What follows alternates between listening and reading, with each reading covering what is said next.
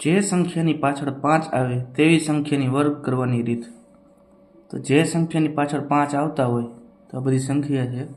હવે 25 થઈ છે 25, તો બધાની પાછળ પહેલાં 25 લખ નાખવાનું.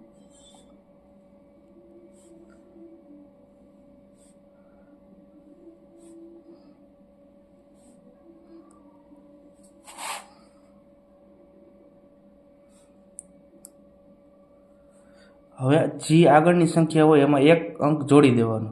2 ને 1 3, ને એને કરી નાખવાના ગુણા. 2 + 1 3, 3 દુ 6, 4 તરી 12, 4 ને 1 5, 5 ચોક 20, 6 પચા ને 30, 6 સત્તા 42, 8 સત્તા 56, 8 નવા 72, 10 નવા 90. હવે આનો આન્સર તમે કોમેન્ટમાં આપજો.